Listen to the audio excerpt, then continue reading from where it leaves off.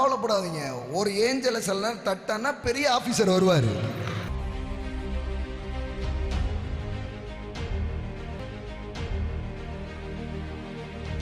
பெர்சிய ராஜ்யத்தின் அதிபதி 21 நாள் மட்டும் என்னோடு எதிர்த்து நின்றான். அப்படின்னா என்னமா புரியுதா உங்களுக்கு?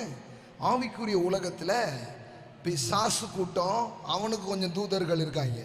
அவங்க இவங்க கூட என்ன பண்றாங்க? ஃபைட் பண்ணியிருக்கிறான். உங்க டெலிவரி பாயை எவனோ இடையில நுப்பாட்டி, ஹலோ புரியுதா உங்களுக்கு? நுப்பாட்டி என்ன பண்ணிட்டு இருக்கிறான்? ஆமா, கொண்டு போக கூடாது, நான் விட மாட்டேன் அப்படின்னு ஃபைட்டு பண்ணிட்டு இருக்கிறான். ஆக்சுவலி டெலிவரி எப்பவுமே பண்ணிட்டாங்களாம், நீ கேட்ட அன்னைக்கே அனுப்பிட்டாங்களாம். No more delays. புக் பண்ண அன்னைக்கே கிளம்பிடுச்சு ட்ரக்கு.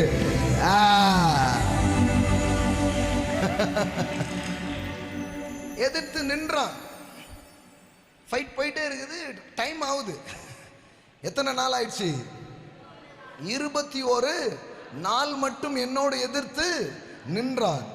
ஆனாலும் இப்ப மேல் இடத்துல இருந்து எப்ப அது டெலிவரி போச்சா? இல்ல போல சார், இடையில கொஞ்சம் ஸ்டக் ஆகி நிக்குது.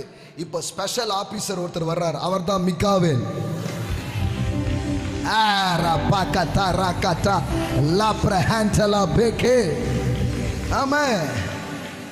ஆனாலும் பிரதான அதிபதியில் ஒருவனாகிய மிகாவேல் எனக்கு உதவியாக வந்தான். ஆதலால் நான் அங்கே பெர்சியாவின் ராஜாக்களிடத்தில் தரித்திருந்தேன். பாருங்க, இப்ப அவன் வந்து யாரு கூட்டத்தை யார் தடுக்கிறது?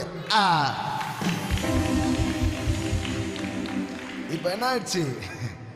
அந்த டிலேஸ் எல்லாம் உடைஞ்சிடுச்சு. ஆமென். இததான் ஸ்பிரிச்சுவல் வார்ஸ் அப்படின்னு சொல்றோம். ஆவிக்குரிய யுத்தங்கள் அப்படின்னு என்ன பண்றோம்? சொல்றோம். கவலைப்படாதீங்க.